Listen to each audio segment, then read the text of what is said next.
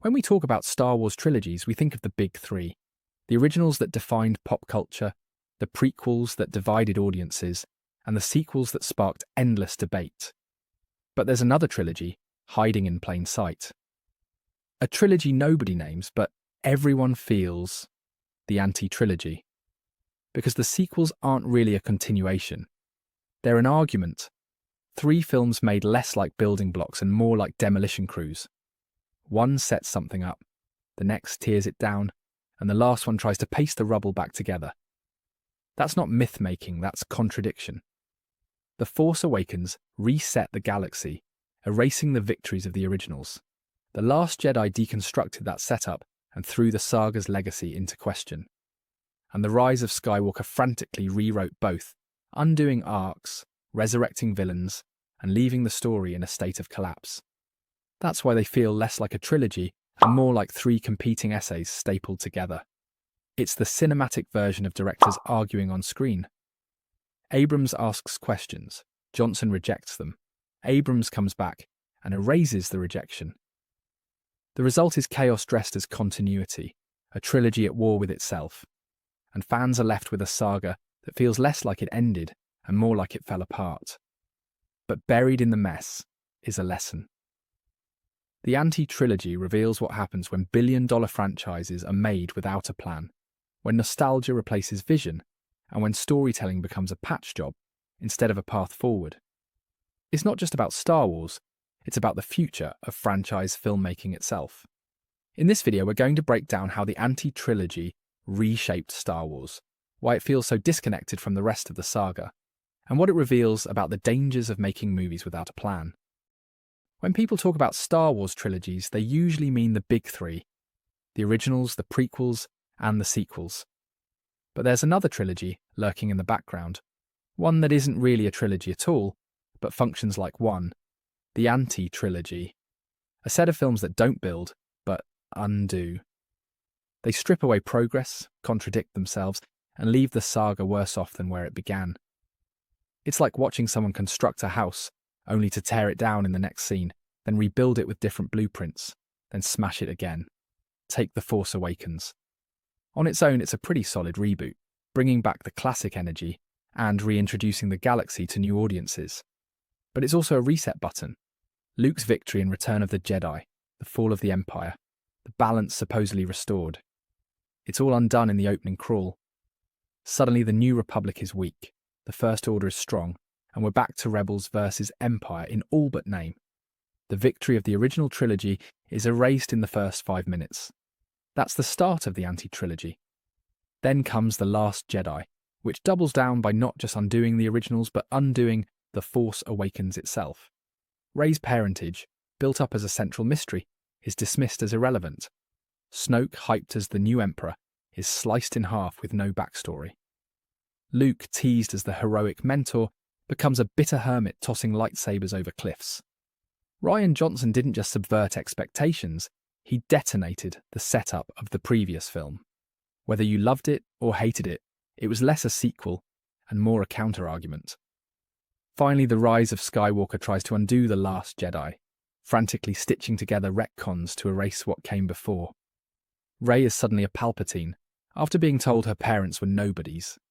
Palpatine is resurrected out of nowhere, turning Anakin's sacrifice into wasted effort.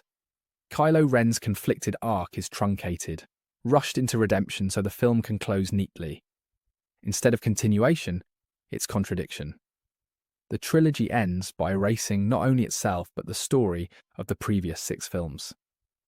This constant cycle of build and demolish is why fans call it the ANTI-TRILOGY.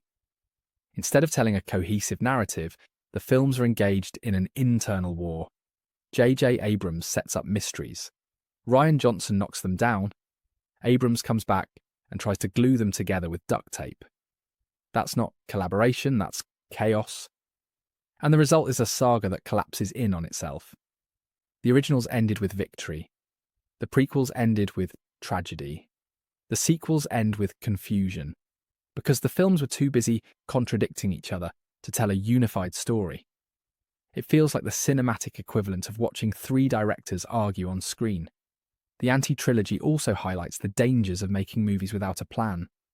Star Wars was once mythic, a story with a beginning, middle, and end, even if it was messy. The sequels were corporate improvisation, throwing ideas at the wall, testing audience reactions, and pivoting on the fly. That's not how myth works. Myth thrives on clarity, not course corrections. And yet there's something fascinating about this mess. The sequels are almost a commentary on modern filmmaking itself. They show what happens when billion-dollar franchises are driven by short-term goals, not long-term storytelling.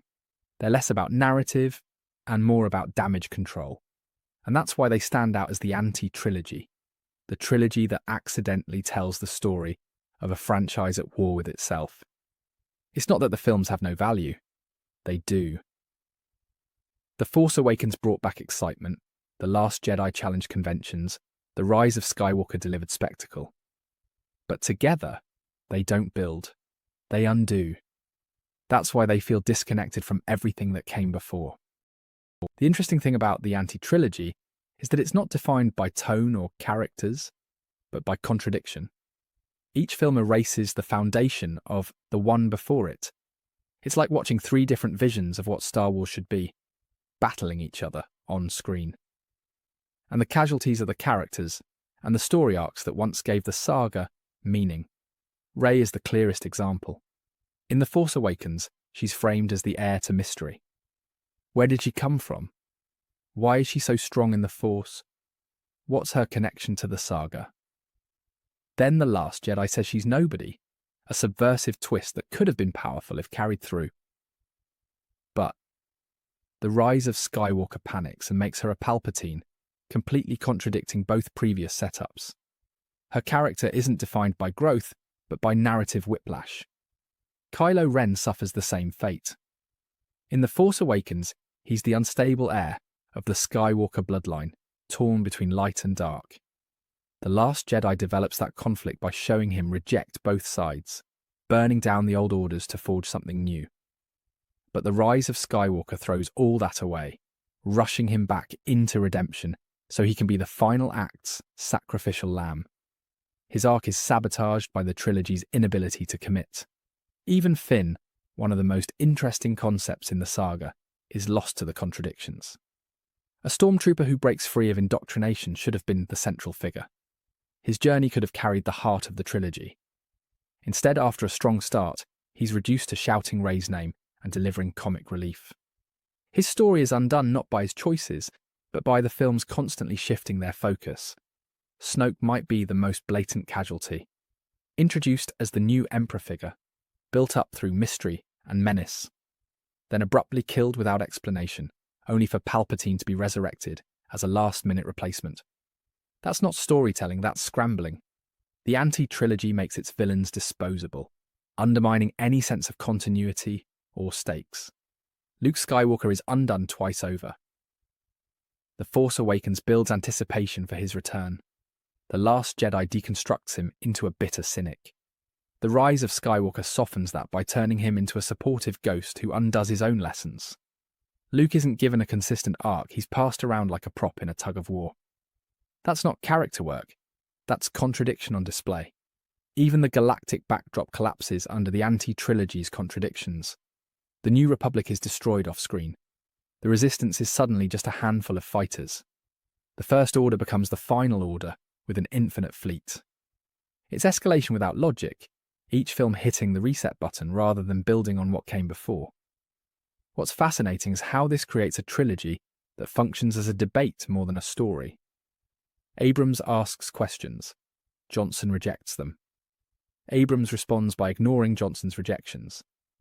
It's cinematic call and response, but instead of harmony, it's noise. The films fight each other more than they fight the villains on screen. And that's why the ANTI-TRILOGY feels so disconnected from the rest of Star Wars. The originals and prequels may have flaws, but they feel like one vision.